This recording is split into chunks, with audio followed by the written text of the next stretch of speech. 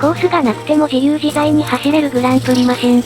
今回のアップデートは、サスペンション。以前スピンコブラの開発をした際には、ギアカバーを柔らか素材で抑えることで、簡易サスペンションとしたのだけど、この方式だとギアカバーに隙間ができてしまうし、リア側には搭載しにくい。そこで今回は違う方式のサスペンションを搭載する。ただし複雑な機構を搭載するのは設計理念に反するので、できるだけシンプルな方式を採用したい。というわけで開発を開始する。というのがいつものパターンなのだけど、実はすでに開発は終了している。というのも、ニコニコ超会議で販売した量産型グランプリマシン。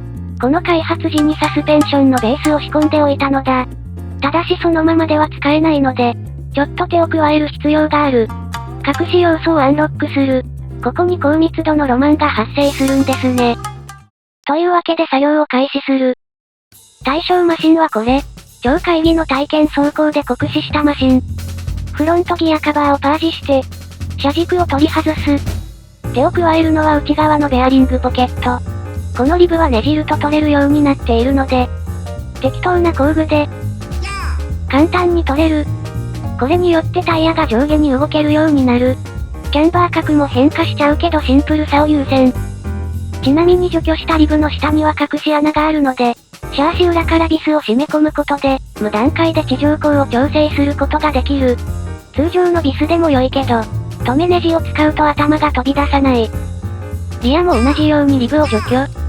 地上高マックスとミニマムを比べるとこんな感じ。やはりキャンバーの変化が目立つけど気にしてはいけない。そして今回は地上高よりもサスペンション重視なので、ベアリングポケットに緩衝材を入れる。ミニ四駆パーツの柔らかいスポンジにしてみたけど、素材や厚みなどで味付けを変えるのも面白そう。それと外側ベアリングのガタつきも減らしたいので、カバー側にもスポンジを貼ってみた。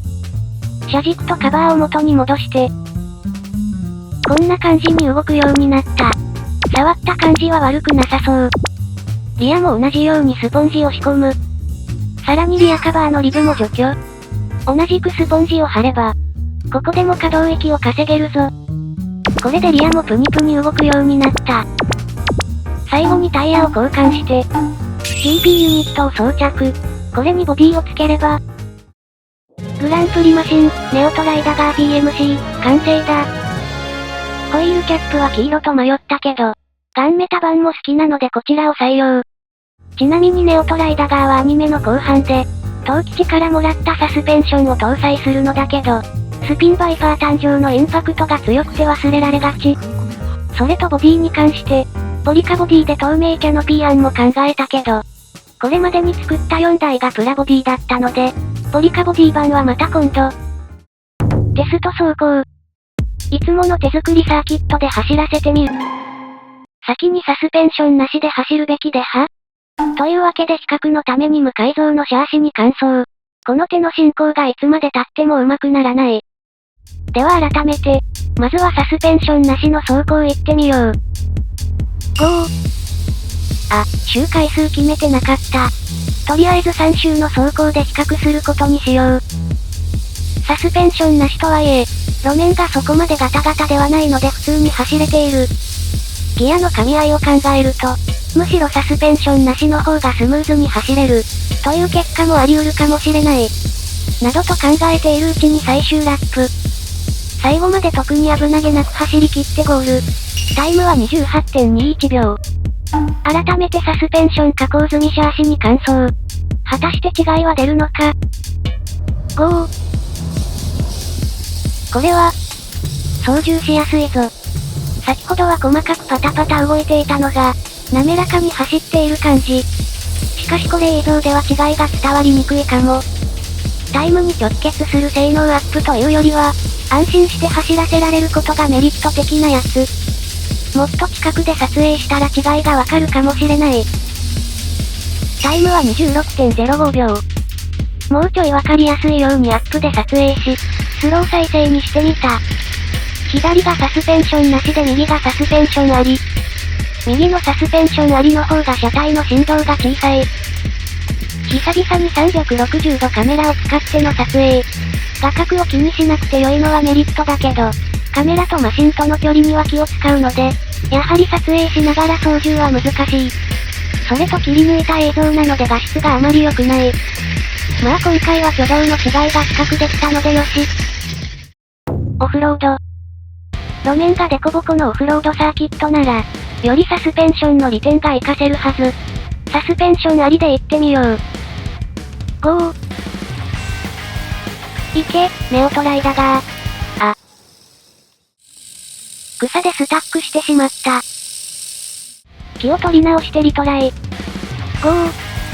草が多いエリアはスタックしてしまうので、安全なルートを狙って走ら。奥の暴走ゾーンはマシンが見えにくいな。よし、なんとか抜けたぞ。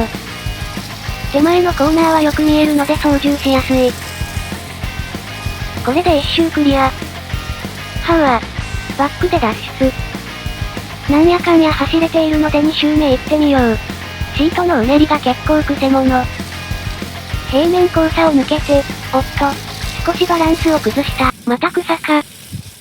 近くで見るとこんな感じ。マシンの動きが大きくて迫力があるし、周りの草が流れていく感じがとても良い。やはり草。小径タイヤで走れるコース整備できる二郎丸すごくない？二郎丸オフロードコースレベルの路面に整備すれば、小径タイヤでもバリバリ走れそうだけど、雑草全部抜くのはしんどいので、以前開発した台形エアレスタイヤを召喚。これで地上高が約2ミリアップする。たった2ミリだけど実車で言うと約6センチ。草スタックしにくくなるはず。ゴー。おお、なかなか良いのでは？ちょっと動きがぎこちないのは、撮影しながら操縦している影響。できれば一周フルで追いかけたいけど、フルスピードで走ると撮影者が追いつけないので、速度も調整しなければならない。この辺りは撮影しやすいのでスピードが出せるな。暴走ゾーンの上には木の枝が生い茂っているので、かがんで通らなければならない。ちなみにみかんコーナーもかがむ必要がある。あっという間に2周クリアしたぞ。この勢いで3周目も行ってみよう。おっと、画面が乱れて申し訳ない。カメラがマシンを追い越すと今みたいになる。しかしあれだな。地上高が 2mm 上がっただけで全然スタックしなくなったな。この手の路面では地上高の確保が最優先ということが分かった。もっと大きいタイヤならさらに良くなりそうだけど、トルクが足りなくなるのと、フルカウルのボディと相性が悪いのがネック。ところでそろそろ撮影者の体力が危ういのだけど、撮影を止めるタイミングがわからない。今かもしれない。レース。庭からしが来訪しレースをすることに。マシンはなんとジャミン RG。自前モデリングとのことだけど再現度がすごい。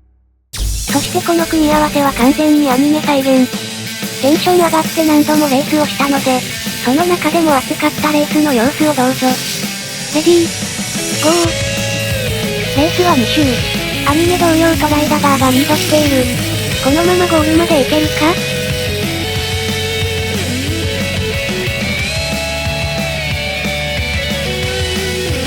？2周目。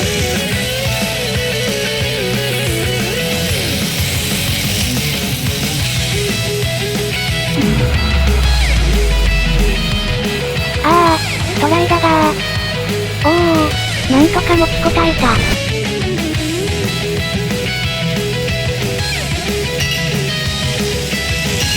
このレースはネオトライダガーの勝利。他の激アツレースや、そこまで再現するんかいジャミン RG ピットインの模様は、庭からしの動画で見れるので概要欄からどうぞ。そして以前からやりたかったグランプリマシンのレース、庭からしのおかげで実現できました。他のマシンでのレースや大会、アニメ再現などなど、やりたいことはまだまだてんこ盛りなので、また一緒に遊びましょう。